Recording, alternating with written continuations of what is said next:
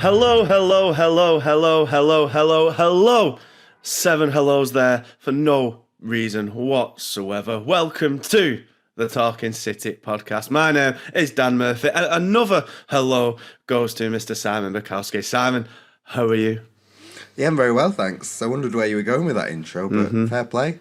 It came to me right as I was just about to record. I was thinking of something. I had to crowbar in something somewhere, and I thought that was the best way to go about it. Because, Manchester, it's all blue. It's blue because City win, and it's blue because United, well, we all know what happened, and I'm sure we all enjoyed it very much, as did, I'm sure, every City fan enjoyed Saturday afternoon when the Blues defeated Newcastle 2-0. So you were there. It seems, like City are kind of, as we were saying last week, getting kind of back to their clinical, comfortable winning best, even against a side that are wounded after their defeat, but a good side, a side who did trouble them for parts of that second half. But in the end, City kind of got through a troubling period where maybe in maybe last month, they might not have come away with all 3 points.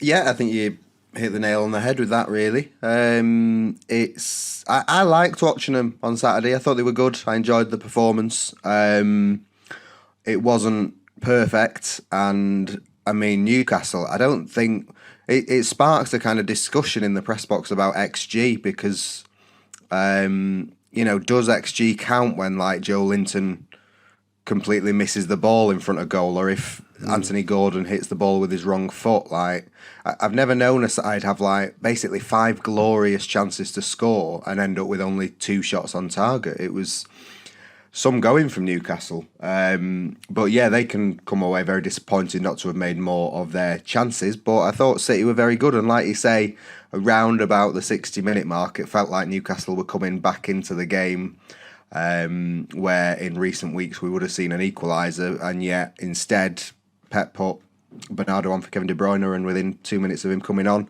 he'd scored the second goal and the game was safe, whereas it had looked, in a bit of danger. So, yeah, a very good win against a team that still has the best defensive record in the league, and a team that was not in great form coming into this game, but still needed plenty of quality to beat them. Yeah, it seems to me that City, I think we've talked about recently, like Guardiola, after like the Tottenham game, kind of bemoaned a bit of fight and desire. And, he talked about how Rico Lewis wasn't getting protected. And I feel like since then there's been kind of a marked improvement on the kind of the intangibles, the passion, inverted commas, the aggression, the fight. And, we kind of literally physically saw that at points when there was a bit of a bust up with Grealish. And it seems like there is just that spark, that edge back to City, which they might have just lost in that lull, like January, where there was a bit of a lull, a couple of meek performances. They really seem to have just got that dog back, that fight that they were kind of missing, that Guardiola wanted to spur back into him. And it seems like he's done it. Yeah, it's now, 5 wins and 2 draws from the last 7. And while, the 1-1 draw at Nottingham Forest can't be dismissed because it fits into that habit of City conceding from their first shot on target, which has happened kind of too often this season. But if you assess those 7 games as a run, then the performance against Forest was very, very good, probably one of the best. It was just one of those, in another season, one of those off days, and in this 7 games it's an off result, where the performance has been good. And I think the performance in those 7 games since they lost to Spurs at the beginning of February has been very, very good. I mean, for me, it's just like having the life back in the team. Not everything came off, and certainly for some players, plenty didn't come off for them, but it's the effort and the motivation and that kind of attitude where if something doesn't come off, then they're back in position and ready to start again, rather than sort of squabbling with each other or looking a bit frustrated at the situation. They seem to have rediscovered that kind of fight and just enjoyment of the game, I suppose. Is it a bit too basic to say it's been a bit of a back to basics job? Because obviously Bernardo hasn't played left back now for a couple of games. I know in this run he has played there and there's been wins. Obviously that Forest game that you just mentioned is where he played and obviously he scored and that's where their goal came from as well. But it feels like even though they're still doing the kind of back three at times and pushing Walker up or Grealish on the left, etc. and so on, it does feel like with Ake, I think Ake has been so impressive this year. This year's probably like the unsung hero, I'd say. He's been, I think, really dependable. I mean, I say that Guardiola said he couldn't play without him recently, couldn't he? And then dropped him to the bench, of course. The enigma continues. But I thought he, at some points in that first half and towards the second, he made some really crucial blocks, interceptions, and it seems like just having a bit more of a defender in defence, no matter what the defence ends up being, if it's a 3 or a 4, just feels like it's given City a bit more of a solid foundation for the rest of the players to go and work the magic. Yeah, I think so. I think as well, kind of, it's just more players coming back into form, which again is like incredibly basic because it's like, well, they play well and they do well, and they don't play well and they don't do well. But, you know, like Rodri had his worst game in ages at that loss against Spurs, and then since then has been really, really good. Grealish has been really good throughout. Foden has picked up his level. Bernardo has picked up his level where he'd kind of slipped a bit, was struggling to get into the team. Obviously, the 7-game coincides with Diaz coming back into the team, who's been immense since he came back. Nathan Ake, as you say, very, very good. So it does just kind of feel like players are finding their rhythm again. And, you know, those... what's the word? Just those difficulties that didn't seem able to be ironed out for ages after the World Cup have finally seem to be sort of going away, and this kind of City machine is ticking again. Well, I think we kind of forget at times that the World Cup happened almost, and Guardiola said many times before it happened, like, we don't really know how any players are going to react, whether they'll be injured or tired, fatigue, etc. And it clearly was, only Grealish and Mahrez didn't go to the World Cup, of course. Only Grealish came back from the World Cup and was immediately pretty much back, to his best, the best he's probably ever been at City. So I think it's reasonable to expect, looking back now, that they had a difficult month, 6 weeks or so, because they came back from an unprecedented break in the season. Maybe it'll take time to kind of get back into the rhythm, especially when a few players like Foden and De Bruyne didn't exactly have the greatest World Cups anyway. I know some had better than others. The Spanish lads didn't do that well either, did they? So it's like, we said loads before the World Cup, we don't know how it's going to be. It could kind of be a disruptive influence, and maybe we've kind of forgotten that to an extent of giving them some slack when that disruption has kind of bared fruit, and now they seem to have kind of ironed those problems out, as you say. No, I think it's really true. I think it's almost like too easy to say, oh, well, the World Cup was an issue.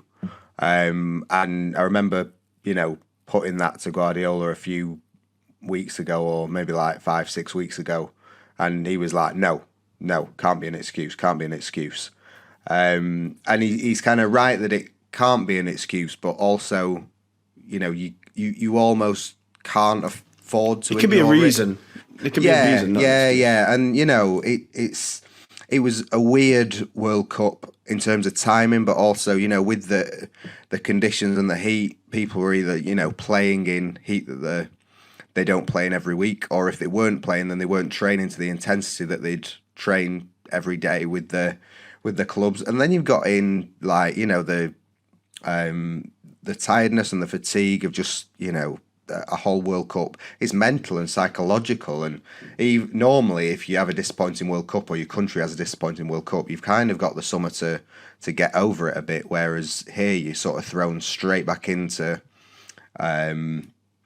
a title race and said, right, well, you've got to be straight back on it. And then also we're still at a weird time in the Premier League, because kind of, normally in March, the Premier League is further on than it is now. So you've got that pressure of thinking, oh, we're in March, we need to be at this point, and we're not at this point. But it's because you've had a 6-week break in the middle of it, and, there's still a third of the Premier League season to go. So, yeah, it's understandable that would affect players, and whether it has affected some players more than others. And, I think City have been more affected than other teams because they sent so many players to the World Cup. And so there's more unknowns from that. But, that, like I say, that can't be an excuse, but it can be a reason for why some of the form has been problematic, and some of the players have taken so long to get, to get their mojo back, really. Well, one player who certainly has got his mojo back over the last week or so is Phil Foden. 3 games, 4 goals now. He kind of opened the scoring with a bad week for Sven Botman, who once again had a ball deflected off him into the net. But it was all Foden who made the goal, picking it up just outside the box and driving, past Dan Burn as if he wasn't there, really. Almost like Hatton Ben Arfa against Bolton a few years ago. A goal that was lauded, but was just a horrific defending. But Foden still did really well. He kind of got the ball, drove right at the heart of that Newcastle defence with real kind of aggressiveness and that directness is the word I'm looking for. Straight in, got a bit fortunate with the finish, but he's kind of getting the look that his performances deserve of late, because he's fought his way back in the team. I don't think any of us expected him to be playing as much as he has done. 3 starts now over the last week, and he's looking back to his best, and it's great to see. Yeah, I think I was a bit critical of the Newcastle defence when he actually scored it. But you can't deny the talent that he has. And I can't remember if I said it on the podcast or not, but I wrote at Bristol City that, yes, it was only Bristol City, but when he's in that mood, when he looks better than anyone else on the pitch, it kind of doesn't matter who he's playing against, because he just turns it on and he beats players. And that is exactly what he did for the goal. He beat Dan Burn.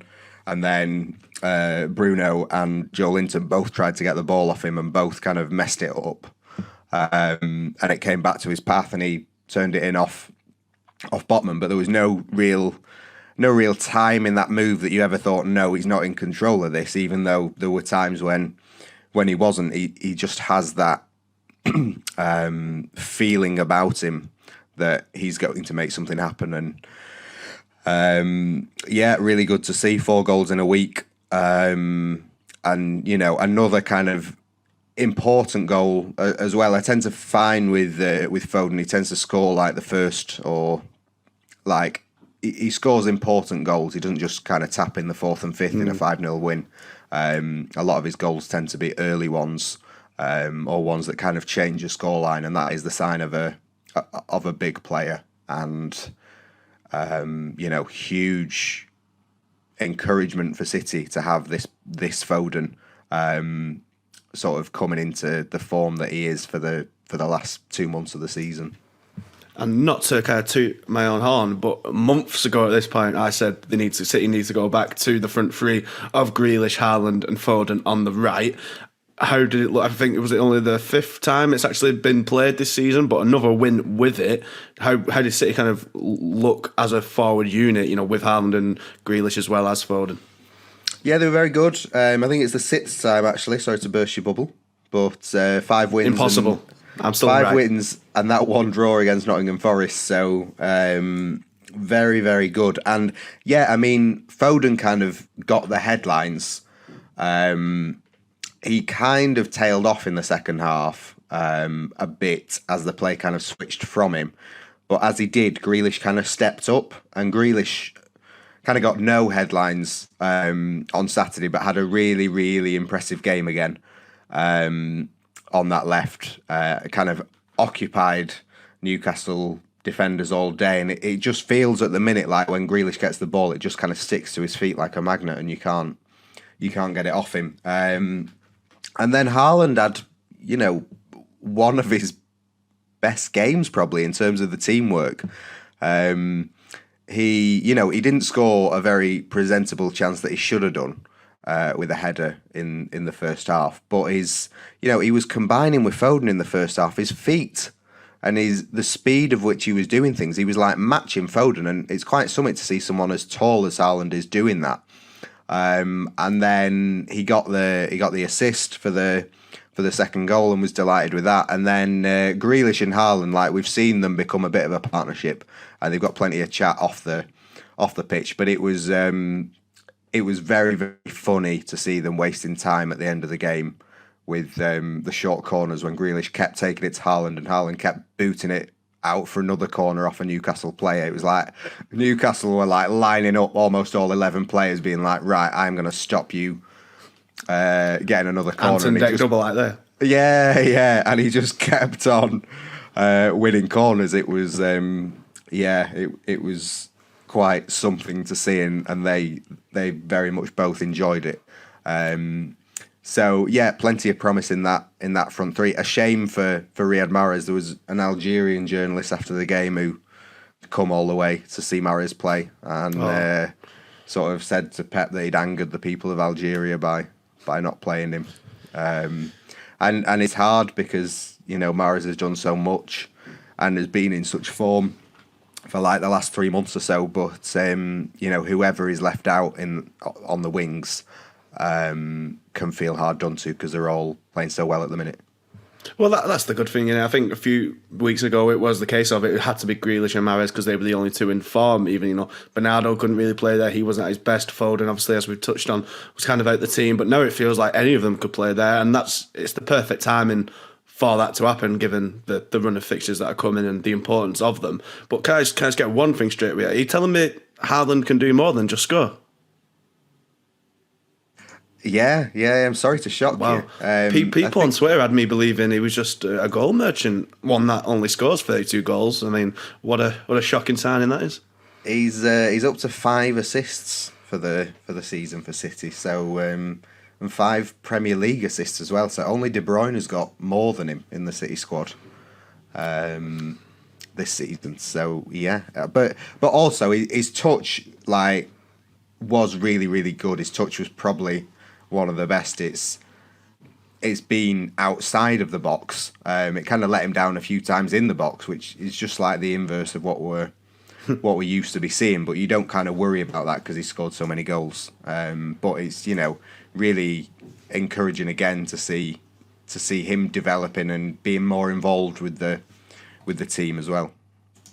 The one potential kind of dark cloud after the game was Foden was talking about a foot injury he's been dealing with. It seems like he kind of re-agitated it against Newcastle. He's been managing it for a kind of few months now. Guardiola touched on last week and how I thought actually Guardiola was quite interesting in his press conference the other day, how he said it's normal for Phil. He's 5 years in the team. He's gotten better every single season. I think he was quite really honest about it, I thought, and quite how he's never slagged Foden off like he'd slag anyone off, of course, but he's never thrown him under the bus or criticised him for being poor. He's always defended him, even though he's not played him when he's not been at his best. But as he said in his press conference last week, this was bound to happen. He's still only 22. He's young. Every year he's improved year on year. You're bound to hit lulls at some point. It's absolutely normal. And I thought the way he talked about that, really lengthy answer, I thought that was really just great management and really great explanation. But I think you touched on the piece that went out on Sunday night. It's been a new season of completely new stuff for Foden, having to deal with, for the first time in 5 years, not playing as much, not scoring as much, not being as good, not improving per se, and then managing this injury as well, which has been quite tricky for him, it seems. Yeah, and anyone who sees or hears him say, "Oh, I've suffered an injury again in this game," might be worried by that, and it is a concern that he's still having to manage this injury. But at the same time, he stopped and spoke to a couple of us for quite a while really after the game, and his answers were really mature on his injury, and speaking about having to go to Pep and say, "Look, I need to rest." This is a kid who everyone says, he'll have the ball at his feet for hours and hours and play far more than he's supposed to play. It's quite brave, I think. Yeah.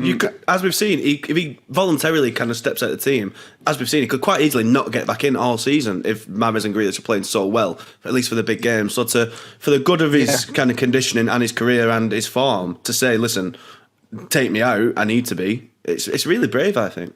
Yeah, and somebody said to him, would you have gone and asked that 2 years ago? And he sort of said, the damage that he did against United, he had to. so he thinks he would have done anyway. But it does seem like he's really taken a mature approach, and kind of the approach that he had to, really, because from the sounds of it, these kind of things, if physios can't do anything for it, and it comes and goes, then if it really doesn't get sorted out, then you're kind of looking at surgery. So the best option is for him. He knows how it feels better than anyone, so you just have to be guided by him, really. And all right, he says he injured it against Newcastle, so he'll need a few days to rest up. But City have got those few days for him to rest up, because they don't have a midweek game. And I don't think he'd have been stopping to speak to us after the game if he's suddenly out for 4 weeks or anything like that. So I wouldn't be too worried by him saying that he re-injured himself a bit against Newcastle. But it does show kind of what he has been having to manage this season and in the last few months, alongside having to sort of fight for his place in the team and sort of re-find his form again. I think it's quite a nice direction of where football's gone in general, because you can imagine maybe even 10 years ago, but certainly like 20 years ago, players would have the kind of inclination in their head that they have to play through the pain, even if it goes on to kind of damage them, not just for the careers, but for the lives, if they can hardly walk or play with the kids or whatever when they eventually retire, because they played on with so many injuries and really damaged their bodies. That mentality of you have to fight through the pain, blah, blah, I'm a big man, I can do anything, blah, blah, blah. I think it's nice that football's kind of, or at least in City's case, is kind of moving away from that and can look after the players. Because, we talked about loads about, with the World Cup, the amount of stupid games and the amount of fixtures that just keeps getting piled on. Welfare is important, and players are kind of put through the grinder increasingly more throughout the year, and no doubt will continue to do so. So it's nice that at least the clubs are kind of taking their welfare into consideration, even if the kind of governing bodies don't really give a single shiny yes. Yeah, and there will be times when, the players gamble, or Guardiola gambles. There were quite a few last season, I think, against Real Madrid in the Champions League, and then Laporte ended up basically finishing the Premier League on one knee so he could get them over the line because everyone else was injured. But clearly the time in recent months hasn't required or has given Foden the time to be able to say, yeah, I just need a few days off. What it might mean going forward is that Foden doesn't play every game. If it still bothers him, you maybe don't risk him 3 games a week. He maybe plays 2 of the 3 games in a week, whereas without the issue, he might play 3. But yeah, it seems like a very sensible way to have gone about it and to be going about it. Absolutely. Well, we'll bring part 1 to a close there. We'll be back in just a second to touch on more of the Newcastle victory. Don't go anywhere.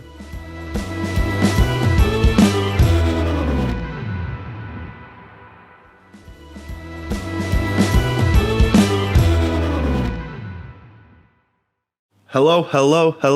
I'm only joking. We don't need to do that again, do we?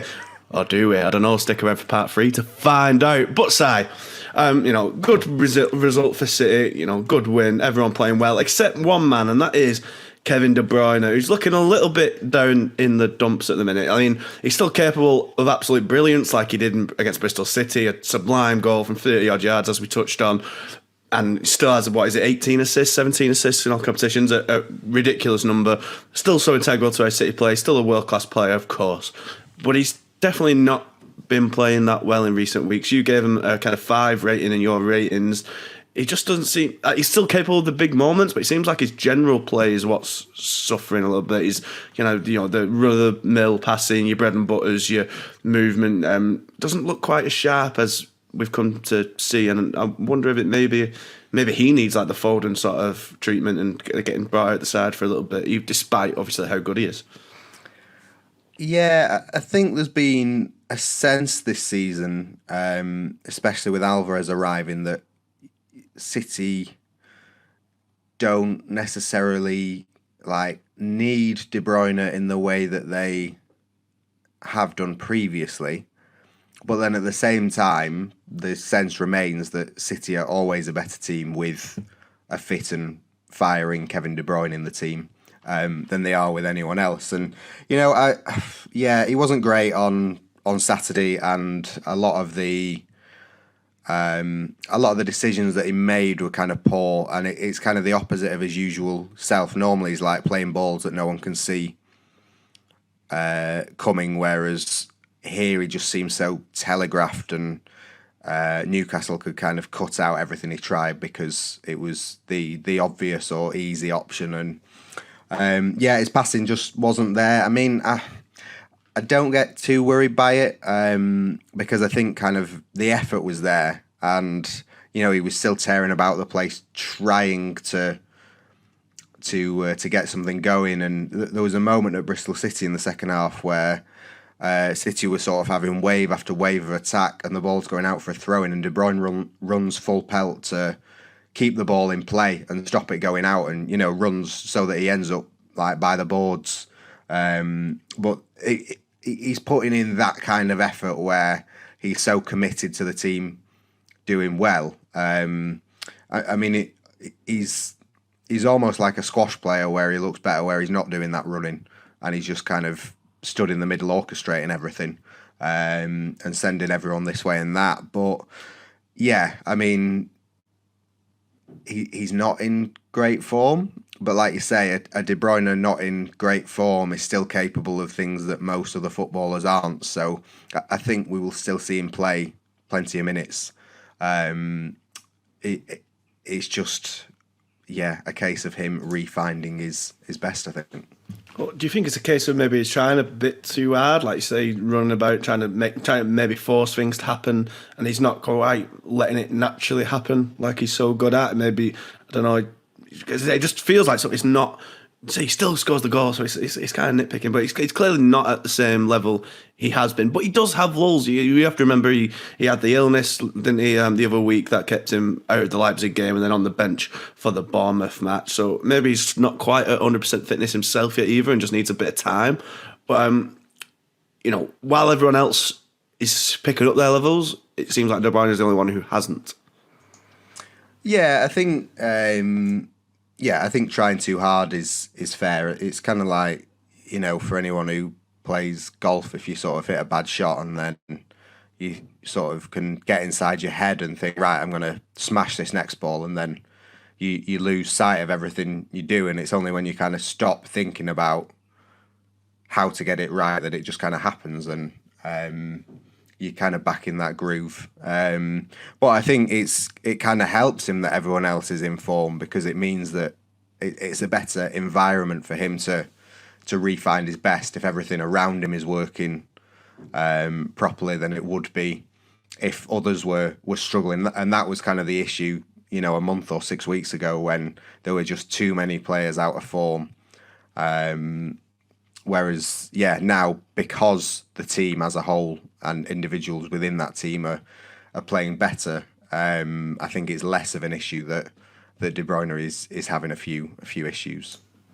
It kind of strikes me quite similar to when Foden was probably at the kind of the nadir of his form, when he started that Chelsea game, and then he was brought off, and then kind of a minute later, Grealish, who came on for, and Mahrez, who came on at the same time, both combined for the winner. And as at St James's Park, Bernardo came on for De Bruyne to kind of wrestle control back of the game and try to quell the Newcastle rebellion, so to speak. And then within 2 minutes, he did get the goal. I found that, given both players seem to have like a similar lull, that they both kind of had this game where they go off and then suddenly City are suddenly better. The goal from Bernardo was great, and I wonder if, he's been playing left back up front everywhere, here, there and everywhere. He's really been good. He started on the bench, but it feels like him and Gundogan and kind of Rodri are the in-form midfielders at present over the end of Bruyne. Yeah, I think so. But then, Bernardo and Gundogan can't play every game. That's the trade-off. So De Bruyne is always going to get minutes. And, in a similar way to Foden, I think, it won't be long before we're sat here having a podcast talking about how the world-class Kevin De Bruyne has inspired an important win. Or whatever, because he's too good for, I don't think we're seeing like the terminal decline of Kevin De Bruyne. I think he's just in one of those spells that every player has, and he will pick up because he's too good not to. Yeah, and as we say, this spell, that goal against Bristol City, how long ago was the Arsenal game now? 5 matches, was it? A goal and assist in that? Yeah. A massive game where he delivered the big moment. No doubt whatsoever he will get back to his best. But hopefully it's sooner rather than later. And as I say, a word for Bernardo, he came in, a lovely goal, kind of sweeping into the far corner. And he did bring that control in the middle, Guardiola calls for so often. And they really needed it there against Newcastle. They were rallying, but St. Maximan was coming on, was causing a few issues. Isaac as well, I believe. They were looking dangerous, Newcastle, and Bernardo's introduction, not only by the killing the game off with the goal, but just class in midfield. We talk about decision maker there with De Bruyne. Bernardo's a player who gets his decisions right 99 times out of 10.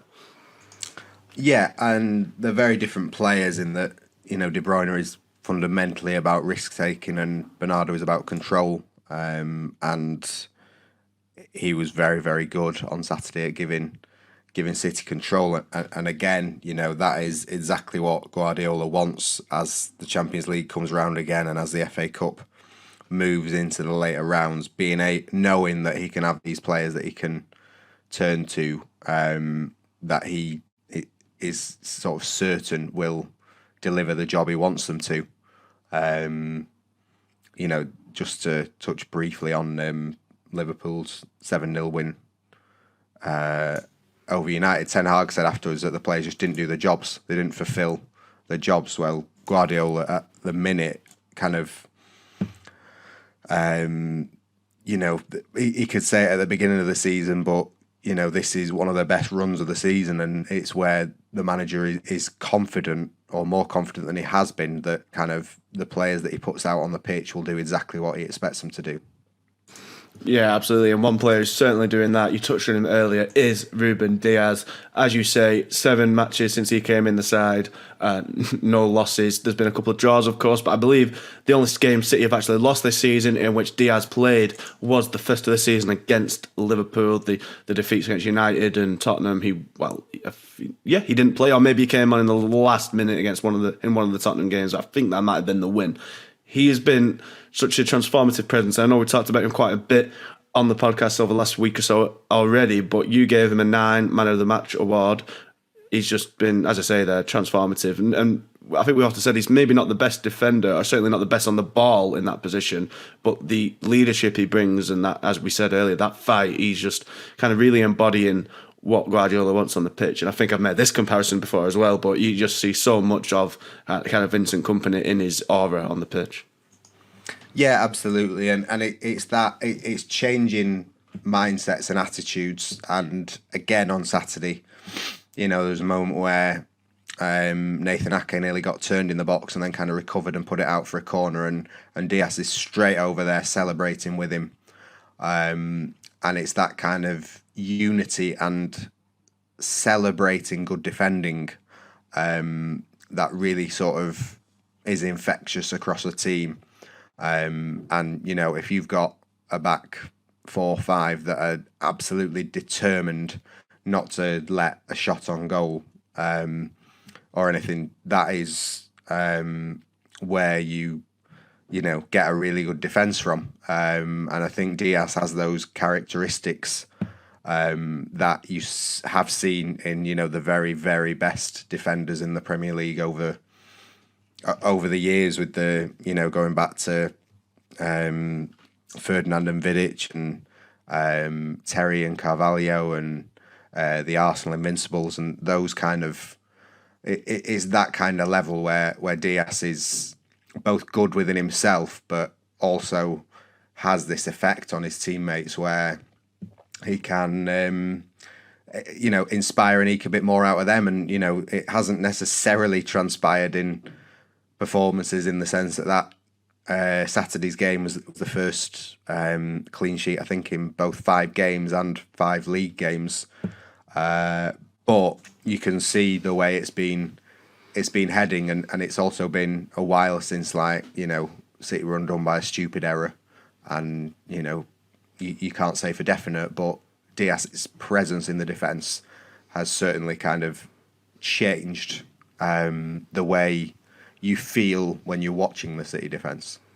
Absolutely, and hopefully that good run of form can continue. I did mention Vincent Kompany there, and I think it would be amiss of us not to mention that he will be returning to the Etihad later on this month with City drawing Burnley in the FA Cup. I spoke to a Burnley fan, the day after the match wasn't kind of drawn. I think the sense in Burnley is that Vincent Kompany will be back in the City dugout on the blue side one day, and Guardiola certainly echoed those thoughts when he was asked about it in his press conference ahead of Newcastle. It's set to be a lovely occasion, I'd wager. Kompany will no doubt get an absolute hero's welcome to the Etihad. It might not be his first. Well, he's certainly going to be back next season should he stay in charge of Burnley, because they are almost certainly bound for the Premier League. But the reunion's happening sooner than we expected, and as I say, it might not be the only time. Yeah, Guardiola very, very complimentary about Kompany, and he has been about him as a person, as a player, but his managerial ability now really coming to the fore, and what Guardiola likes as well. There's so much to like, but the boldness to have his principles and stick to his football, but also the boldness to leave City when he did. Because it would have been quite easy to carry on after winning the domestic, 4 domestic trophies in a season, and Kompany was an important part of that and could have carried on, and City would have liked him to have stayed, but he said no, I'm going to leave and make my own way and start my managerial career, and went to Anderlecht and did as much as possible, kind of not to be seen as Man City light and not to be seen as him bringing the Guardiola way. He's tried to make it on his own, and obviously he's influenced a lot by Manchester City and by Guardiola, but he is bringing his own, he's putting his own stamp on the teams that he manages, and, mixed success at Anderlecht. But he's done a far better job at Burnley than anyone could have predicted. I think so. He's absolutely deserved, and as well, gone quite far in the cups as well. Did they play United in the League Cup? Yeah, United knocked him out. Yeah. So, he's done really well, and if he continues like this, then he is absolutely going to be in the running to be a City manager of the future. Absolutely. I don't think it can be underestimated just how good a job he has done. Of the squad that went down at Burnley last season, only 8 senior players remained, I believe. Lost a lot of experience, lost Nick Pope, James Tarkowski, a lot of kind of big players for Burnley over the years. They've still got the old war horses in Jay Rodriguez, Ashley Barnes and Jack Cork, and then a couple of others who stayed on. But otherwise, he's kind of completely, as I'm sure everyone's well aware, no one, Guardiola used to describe going to Burnley as the dentist, even though they always beat him pretty much quite comfortably.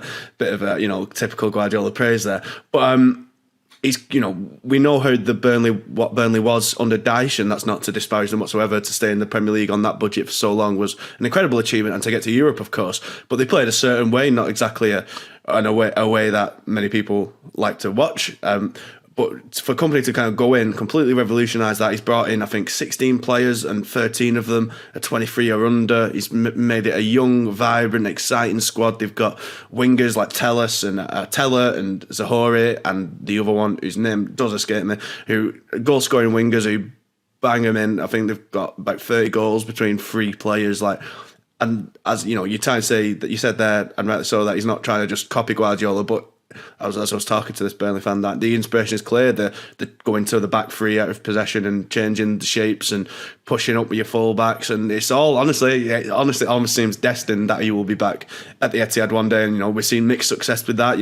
For every Zidane there's a Lampard, for every Guardiola no less there is a Pirlo, but it feels like Kompany could hopefully be more Guardiola than that one day.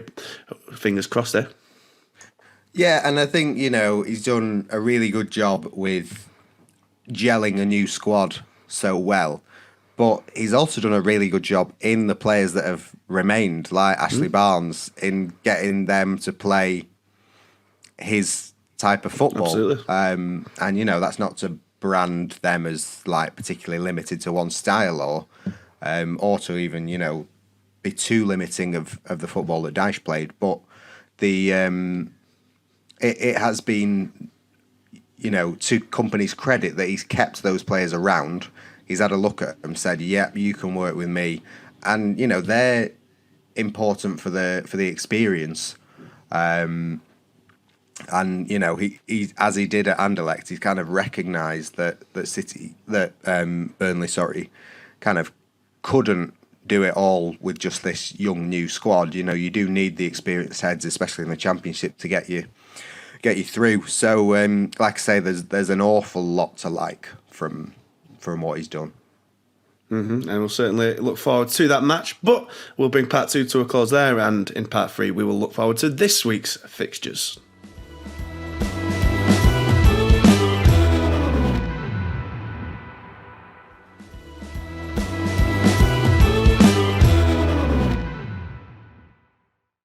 Hello again, dear listeners. Welcome back to the Talking City podcast. And no, Si, it was an interesting week in the title race. City actually went first for the first time in quite some time than Arsenal. But Arsenal once again won in stunning circumstances, coming from 2-0 down or 2-1 down to beat Bournemouth in the last minute. It was 2-0 down, wasn't it? Reece Nelson banged in a brilliant goal in the 97th minute or something.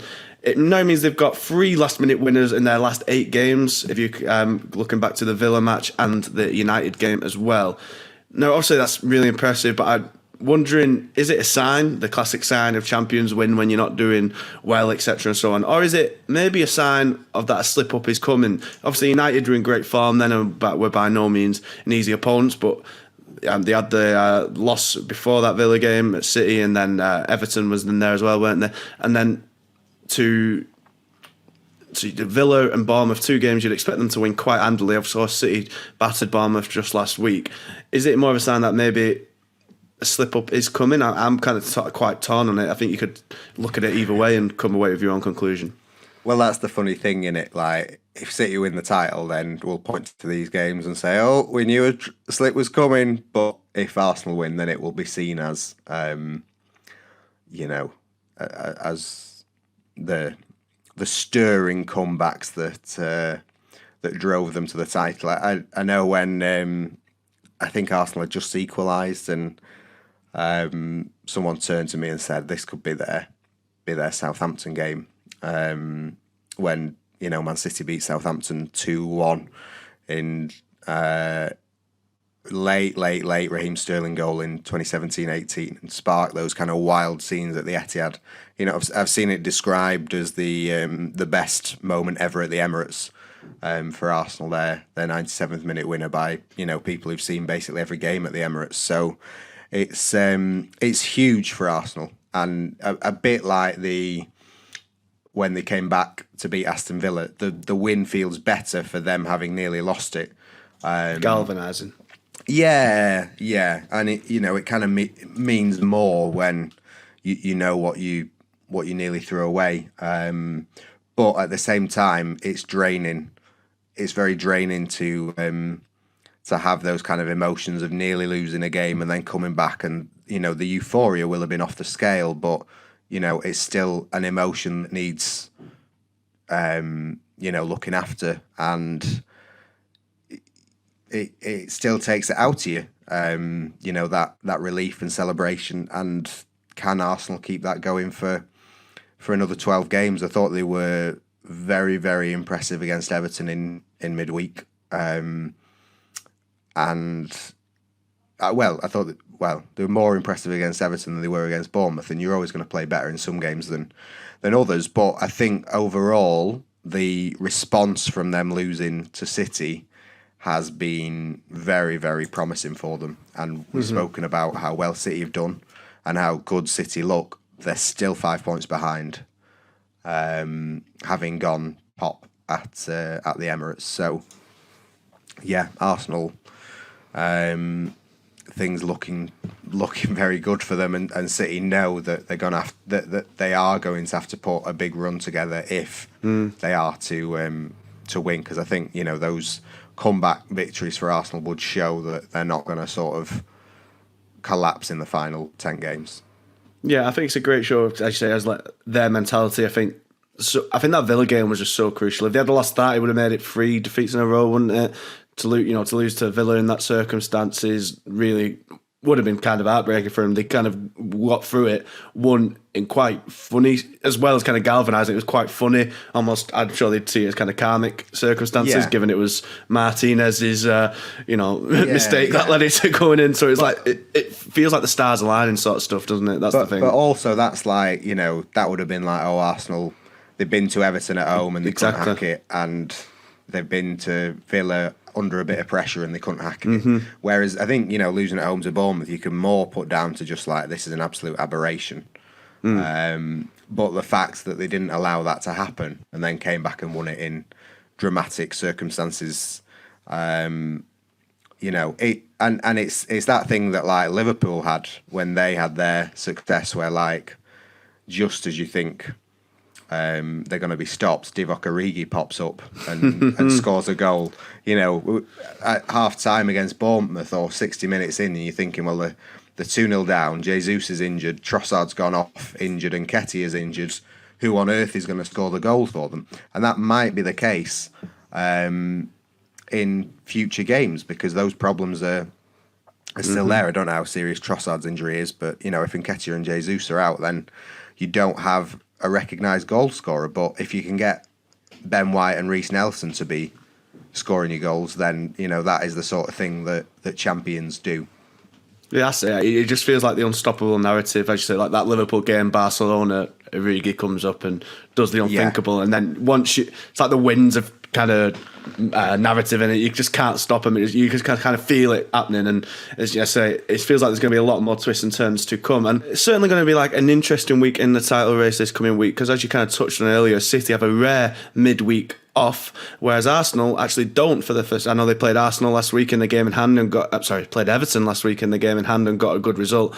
But it really does feel like the hard yards are starting for them now, as they're back in Europa League action into a last 16 tie with Sporting. They'll be away in Lisbon on Thursday before travelling to Fulham on Sunday. City play Palace themselves on Saturday before their own European action gets underway next week. But a rare difference in the fixture list, where City have the week off and Arsenal have to deal with, after playing Everton as well, a kind of tough run of fixtures.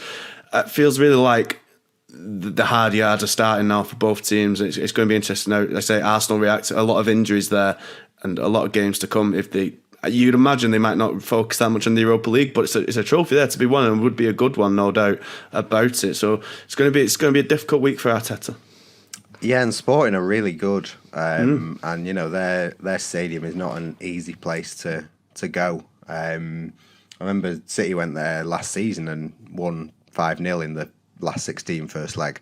But the fans were still incredible. Like 93 minutes in, it was really good. They've got a very good coach, and I think it's going to be tough for Arsenal to go there and then to come back and do something against Fulham, because Fulham have been one of the surprise packages this season. They've done really well. Fulham at home, tough to beat. So it doesn't get any easier. Selhurst Park is never a nice test for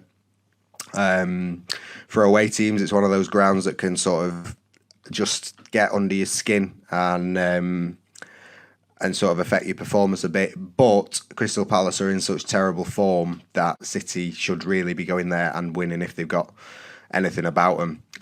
So it is similar to this last week in that City play first in the weekend and have to put the pressure on Arsenal to get a result, and then having 5-6 days off might help the likes of Foden be fully fit where they might not have been if they'd had a midweek game. Yeah, absolutely. And I think it's going to be interesting, the team Guardiola goes with against Palace. Obviously, he's got a rest this week, literally a full week before the next game, even down to the kickoff time. But obviously after that, a big second leg against Leipzig, absolutely not a given that City go through. As Guardiola himself said multiple times, they're a really good and dangerous side. And that's massive. City obviously want to win the Champions League. So could you see perhaps a few changes for Palace? I know the Premier League's massive too, of course, but perhaps maybe kind of De Bruyne rested, as I sort of touched on earlier, a Rodri perhaps for Phillips maybe. Do you see any potential changes there, or is he just going to go hell for leather for both games? Because obviously both are very important.